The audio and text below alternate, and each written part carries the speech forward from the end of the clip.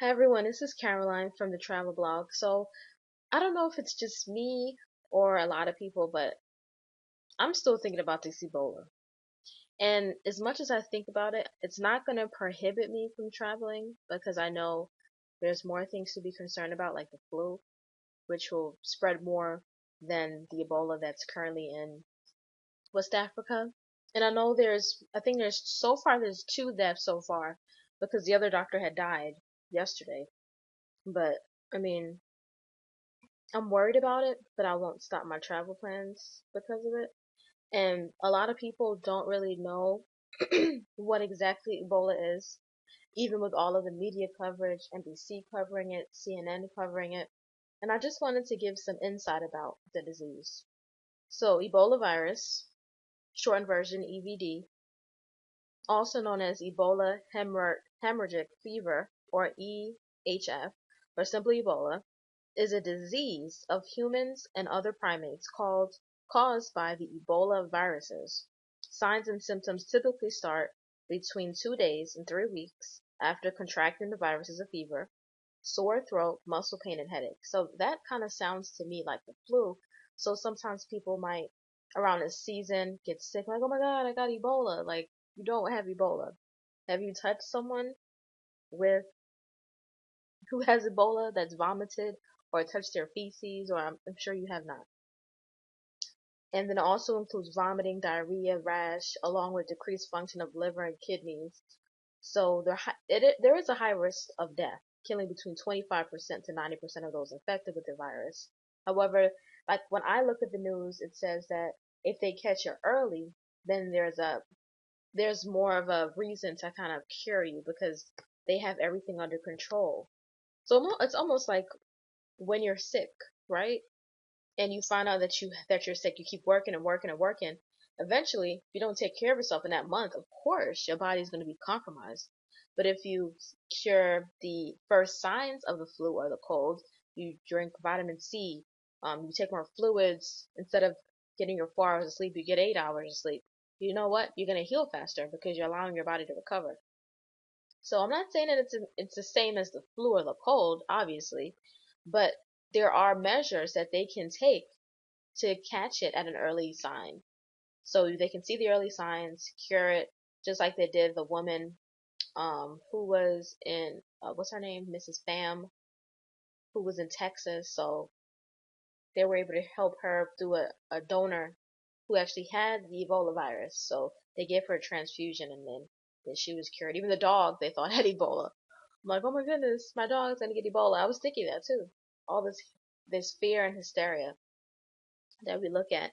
So as you see now, if you've gone on a cruise, they have all of these enhanced systems to screen for travelers. And they say, have you been to West Africa? Do you have a fever? Do you have this? Do you have that? Because we don't want the whole country to get it.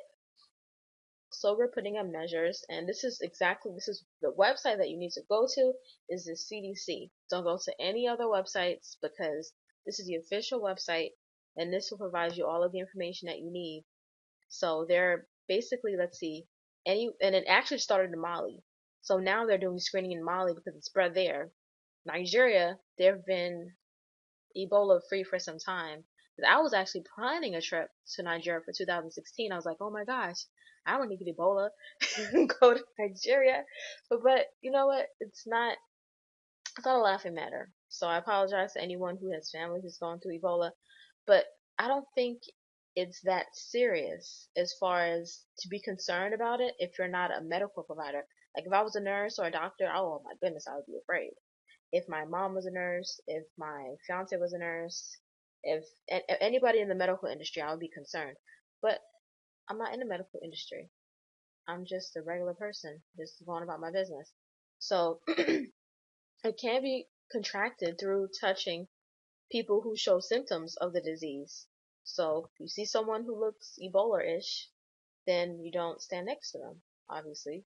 Someone who has the flu, common sense, you're not going to be, oh, can you please cough into my mouth, into my face? Obviously, you're going to move away from that person because they look sick. So same protocol. If somebody looks sick, you just, stand a few feet away from them because it's not airborne, thank goodness. So it's not like they can sneeze and go, achoo, now I got Ebola. It's not going to work that way.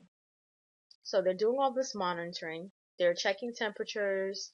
But some people said was, even if they have Ebola, they can take ibuprofen and lower their fever.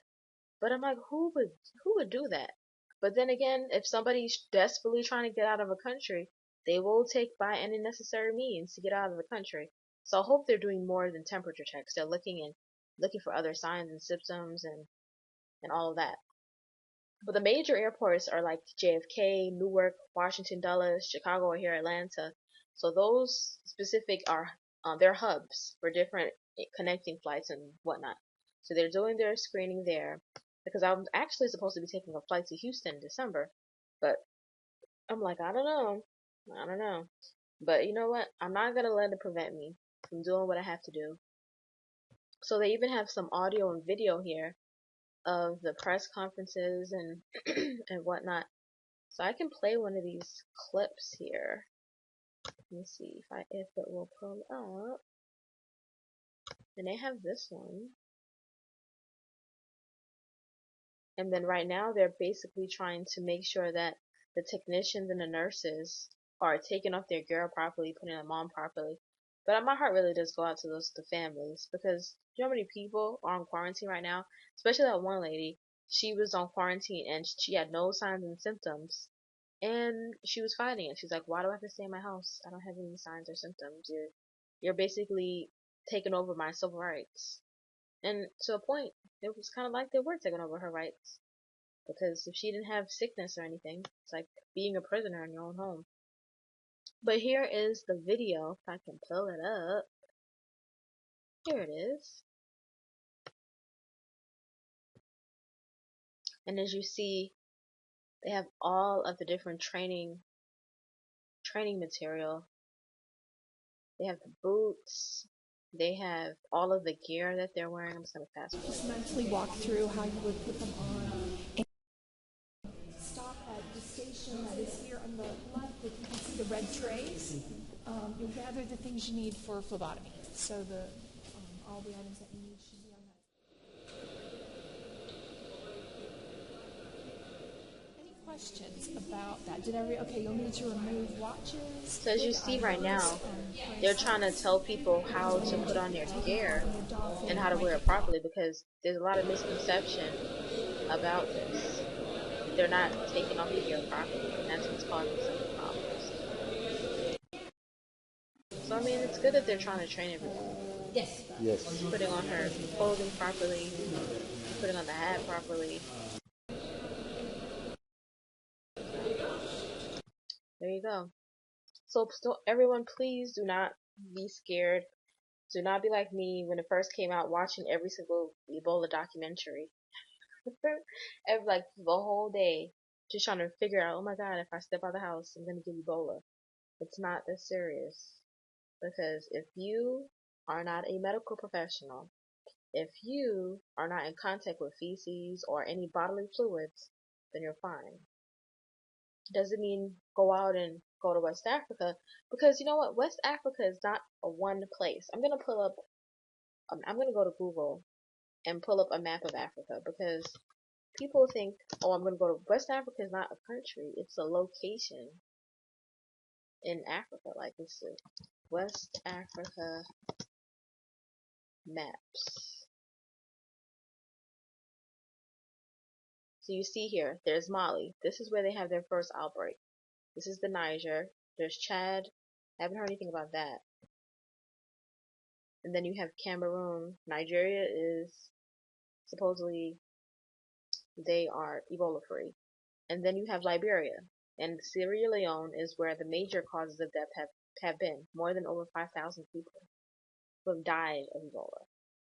So as you go over here, Africa is huge. Like, it is huge. Like, you have Ethiopia, Sudan, and any of these countries. I haven't heard of anything from them. And as you go down, but I would love to go to South Africa in Johannesburg. I would love to go there. And I can also show some footage. Maybe I might go sometime and I'll show you pictures. Also, when I go to Nigeria, I'm going to go to Lagos, Nigeria. So I mean, these are beautiful, beautiful countries. I know right now they're going through something, and my heart goes out to all of the people who lost their family. Little children lost both parents, uncles, they lost their entire family. So for us to be concerned about 2, 3 cases, look at this whole ocean, and then there's us over here. First case was Texas. Where you at, Texas? Texas. Over here. Another case. So I mean, and then the other case was in New York. So we definitely don't need to worry. And here are the Caribbean, where I would love to go on my next cruise. But let's be honest, that this is really taking over the hysteria and the fear. I also want to put another video about this whole the drones flying over the sky, listening to our conversations. That's another good one too. My dog wants to go ahead and join this conversation. But this is my tidbit on the Ebola crisis, and don't be concerned. Definitely, don't be concerned, and have a wonderful, wonderful evening. Bye, you guys.